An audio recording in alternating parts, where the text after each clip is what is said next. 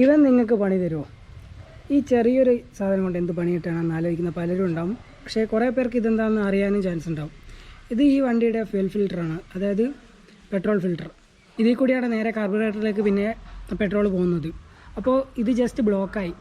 അതിനുശേഷം വണ്ടി full missing ഒക്കെ കാണിക്കാൻ തുടങ്ങി. വണ്ടി സ്റ്റാർട്ടാവുന്നില്ല. ഞങ്ങൾക്ക് എന്താണെന്ന് ഫസ്റ്റ് മനസ്സിലായില്ല. പ്ലഗൊക്കെ ചെക്ക് ചെയ്ത് നോക്കി, പ്ലഗിനൊന്നും കംപ്ലയിൻ്റ് ഇല്ല. CDI ചെക്ക് ചെയ്ത് നോക്കി, CDIക്കും പ്രശ്നമില്ല. അപ്പോഴാണ് മനസ്സിലായത് ഫ്യൂൽ ഫിൽറ്റർ മാറാനായിട്ടുണ്ടെന്ന്. ഇത് ഏകദേശം ഒരു 19,000 കിലോമീറ്റർ ഓടിക്കുള്ളൂ. അപ്പോഴേക്ക് ഈ ഫ്യൂൽ ഫിൽറ്റർ ബ്ലോക്ക് ആകാൻ തുടങ്ങി.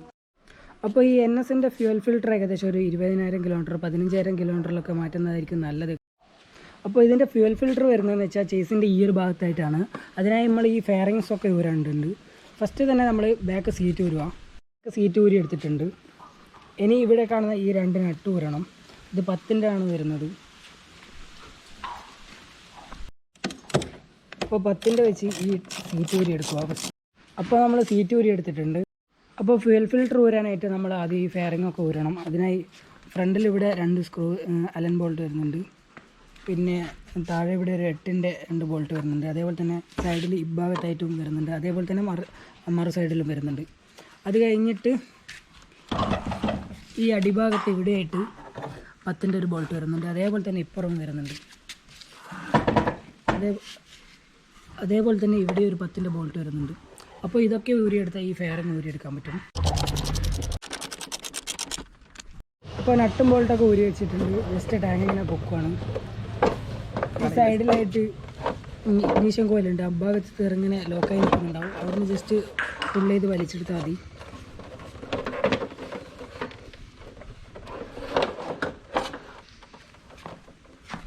അപ്പോൾ ഇങ്ങനെയാണ് വരുന്നത്. ഈ ടാങ്കിൻ്റെ ഈ അടിഭാഗത്തായിട്ടാണ് ഫ്യൂൽ ഫിൽറ്റർ വരുന്നത്. പിന്നെ നമ്മൾ ഈ കവർ കൂടെ റിമൂവ് ചെയ്യേണ്ടതുണ്ട്. എന്നാലാണ് ഫ്യൂൽ ഫിൽറ്ററിൻ്റെ ഭാഗത്തേക്ക് ആക്സസ് ചെയ്യാനാവും. ഈ ഒരു ഫെയറിങ് ഊരാനായിട്ട് ഇവിടെ 2 സ്റ്റാറാണ് വരുന്നത്. ഈ 2 സ്റ്റാർ ഊരിയിട്ട് ജസ്റ്റ് വലിച്ചാൽ ഇങ്ങ് പോരും. ഒരു റബ്ബർ ബുഷിമിൽ സെറ്റായി നിൽക്കുന്നതാണ്.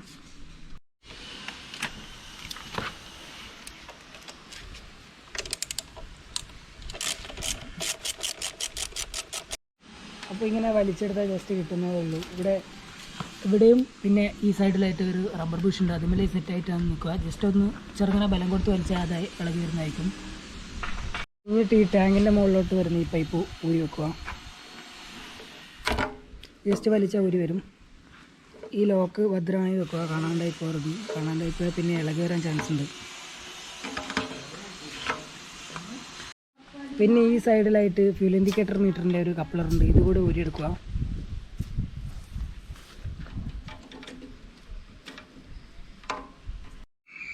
പിന്നെ ടാങ്ക് ഇളക്കിയെടുക്കാനായിട്ട് ഇവിടെ 12ൻ്റെ ഒരു 3 നട്ടാണ് വരുന്നത്. ഇവിടെ ഫ്രണ്ടിലൊന്നും പിന്നെ ബാക്കിലായിട്ട് 2 വരുന്നത്. ഇത് അഴിച്ച് വെക്കുക.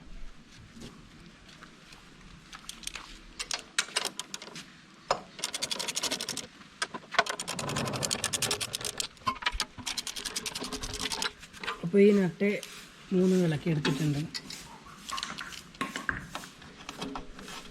നട്ട് ഇളക്കി വെച്ചിട്ടുണ്ട്. ഇനി ടാങ്ക് ജസ്റ്റ് ഒന്ന് സൈഡിലോട്ട് ചെരിച്ച് വെക്കുക. അടിയിൽ വരുന്ന ഈ പൈപ്പൊക്കെ ഒന്ന് അഴിച്ച് ഒഴിവാക്കുക.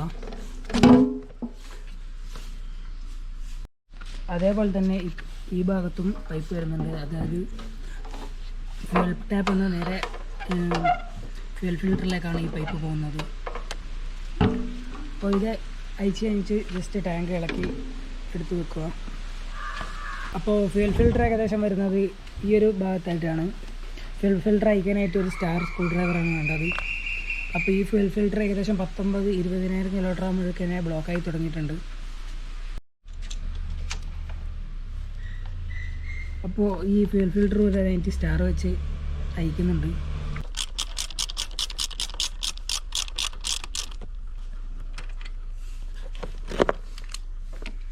അപ്പോൾ ഫ്യൂൽ ഫിൽറ്റർ ഏകദേശം പൊന്തി വന്നിട്ടുണ്ട്.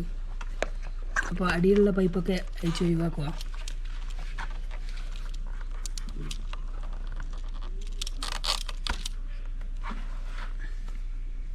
ഫ്യൂൽ ഫിൽറ്റർ നമ്മൾ ഊരിയെടുത്തിട്ടുണ്ട്. അപ്പോൾ ഇതിൽ ഈ സ്പ്രിങ് വരുന്ന ഭാഗം നേരെ പോകുന്നത് പെട്രോൾ ടാപ്പിലേക്കാണ്. അതേപോലെ തന്നെ ഈ മുകളിലുള്ള 2ാമത്തെ വയർ പോകുന്നത് ടാങ്കിൻ്റെ മുകളിലേക്കാണ്. പിന്നെ ഈ അടിയുള്ള ഭാഗമാണ് നേരെ അടിയുള്ള ഭാഗത്തുള്ള ഒരു പമ്പുണ്ട്. ആ പമ്പാണ് നേരെ കാർബിലേക്ക് പോകുന്നത്. അപ്പോൾ നമുക്കിത് ഊരിയിട്ട് പുതിയ ഫിൽറ്റർ ഇതിൽ ഫിക്സ് ചെയ്യാം ഈ വയർമിൽ.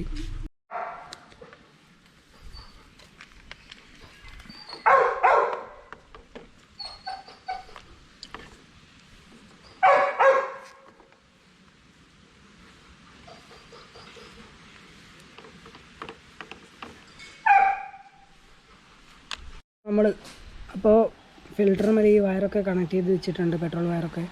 അപ്പോൾ ഇതിൽ വരുന്നത് ഈ നീളമുള്ള വയർ ഈ നട്ട് ഈ സ്ക്രൂ വരുന്ന ഭാഗത്തേക്കായിട്ട് സെറ്റ് ചെയ്ത് വെക്കണം. പിന്നെ നീളം കുറഞ്ഞ വയർ അതിൻ്റെ നേരെ ഓപ്പോസിറ്റ് ഭാഗത്തേക്ക് സെറ്റ് ചെയ്ത് വെക്കണം. ഫ്യൂൽ ഫിൽറ്റർ ഇവിടെ ഫിറ്റ് ചെയ്യാണ്. ഇതിൻ്റെ അടിയിലുള്ള വയർ പിന്നെ നമുക്ക് ഇവിടെ ടൈറ്റാക്കി കഴിഞ്ഞ് അടിയിൽ കൂടി ഇടുന്നതാണ് എളുപ്പം.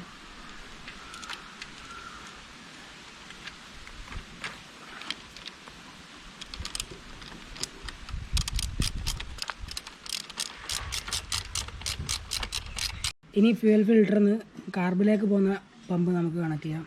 അത് ജസ്റ്റ് അടിയിലാണ് വരുന്നത്. കറക്റ്റ് കാണുന്നുണ്ടോ അറിയില്ല. ഇത് ഈ ഭാഗത്തായിട്ടാണ് കണക്ട് ചെയ്യേണ്ടത്. അപ്പോൾ പമ്പ് ഇവിടെ ഉണ്ട്. ജസ്റ്റ് മുകളിലോട്ട് ഇതുപോലെ പുഷ് ചെയ്ത് കൊടുത്താൽ മതി. അപ്പോൾ അത് സെറ്റായിട്ടുണ്ട്. ടാങ്ക് ഫിക്സ് ചെയ്യാൻ പോവാണ്. ജസ്റ്റ് ടാങ്ക് അവിടെ വെക്കുക. അത് കഴിഞ്ഞ് പെട്രോൾ ടാപ്പ് നിറഞ്ഞ ഈ പമ്പ് ഇവിടെ കണക്ട് ചെയ്യാം. പെട്രോൾ ടാപ്പ് നിറഞ്ഞ പമ്പ്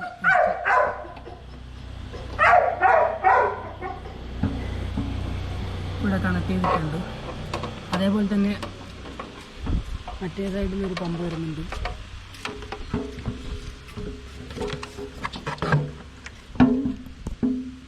ഈ പമ്പ് ഈ ജസ്റ്റ് ഇവിടെ കണക്ട് ചെയ്യാം.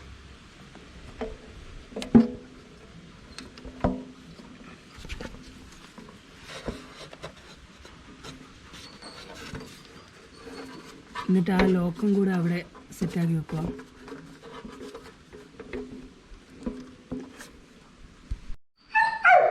പിന്നെ ഈ കപ്ലറും കൂടി കണക്ട് ചെയ്യുക. ഫ്യൂൽ ഇൻഡിക്കേറ്റർ മീറ്ററിൻ്റെ ആണിത്.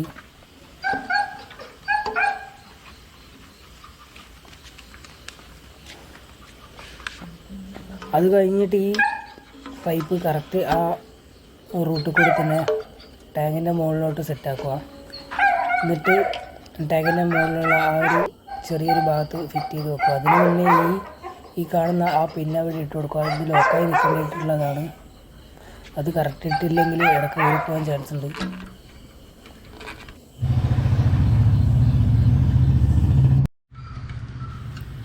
പിന്നെ ടാങ്കിൻ്റെ ഭാഗത്തുള്ള 3 നട്ട് ഇടുക. അപ്പോൾ അത് കറക്റ്റ് ടൈറ്റാക്കി ഇടാൻ നോക്കുക. അല്ലെങ്കിൽ പിന്നെ ടാങ്കിൻ്റെ ഭാഗത്തുനിന്ന് ചെറിയ വൈബ്രേഷൻ ഒക്കെ വരാൻ സാധ്യതയുണ്ട്.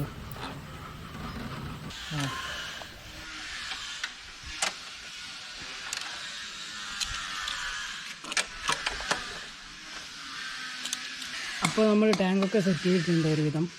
ഫസ്റ്റ് തന്നെ നമ്മൾ പെട്രോൾ ഓണാക്കുക. ഇതിൽ റിസർവിലാണ് പെട്രോൾ ഉള്ളത്. പെട്രോൾ ഓണാക്കിയിട്ട് ആ ഫിൽറ്ററിലൂടെ പെട്രോൾ പാസ് ചെയ്യുന്നതിന് കുറച്ച് സമയം വെയിറ്റ് ചെയ്യാം.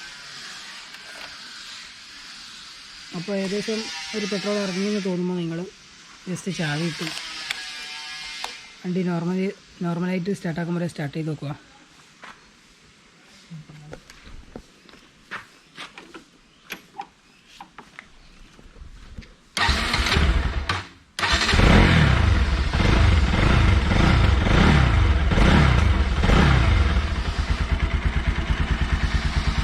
അപ്പോൾ വണ്ടി ഓക്കെ ആയിട്ടുണ്ട്.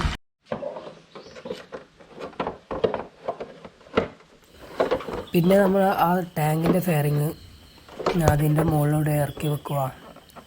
കറക്റ്റ് സ്യൂട്ടായില്ലെങ്കിൽ നട്ട് കറക്റ്റ് ഇടാൻ പറ്റില്ല. അതൊന്നും കൂടെ നോക്കിയിട്ട് ഇറക്കി വെക്കുക.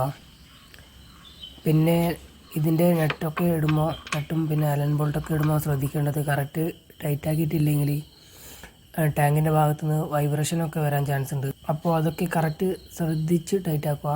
അല്ലെങ്കിൽ വൈബ്രേഷനൊക്കെ വരാൻ ചാൻസ് ഉണ്ട്. പിന്നെ ഓവർ ടൈറ്റാക്കിയാൽ ത്രെഡ് പോകാനൊക്കെ ചാൻസ് ഉണ്ട്. അപ്പോൾ അതൊക്കെ കറക്റ്റ് ഒന്ന് നോക്കിയിട്ട് ടൈറ്റാക്കുക. പിന്നെ ടാങ്കിൻ്റെ സൈഡിലുള്ള അലൻ ബോൾട്ടൊക്കെ ടൈറ്റാക്കി കഴിഞ്ഞിട്ട് അവിടെ ഇടുന്ന ആ റബ്ബർ ക്യാപ്പ് കറക്റ്റ് അവിടെ വെക്കുക.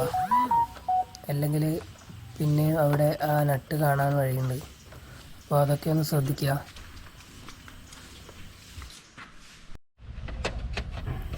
പിന്നെ ഈ സൈഡ് ഡോർ കറക്റ്റ് അവിടെ സെറ്റാക്കി വെക്കുക.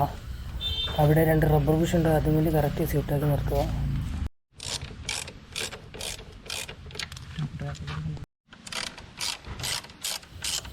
പിന്നെ ഈ സൈഡ് ഡോറിൻ്റെ സ്റ്റാർ സ്ക്രൂവും കൂടി ഇടുക. പിന്നെ അത് ടൈറ്റാക്കുമ്പം ശ്രദ്ധിക്കുക, അധികം ടൈറ്റാക്കിയാൽ പൊട്ടിപ്പോകാൻ ചാൻസ് ഉണ്ട്.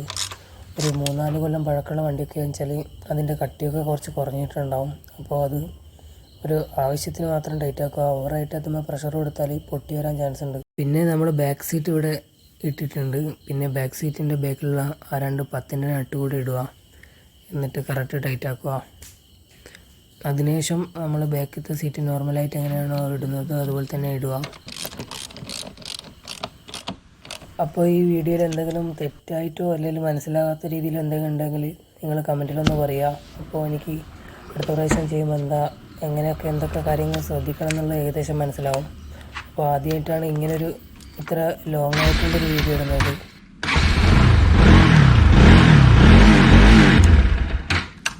അപ്പോൾ ഒരുവിധം പണിയൊക്കെ കഴിഞ്ഞിട്ടുണ്ട്. അപ്പോൾ ഇന്നത്തെ വീഡിയോ ഇവിടെ നിർത്തുന്നു.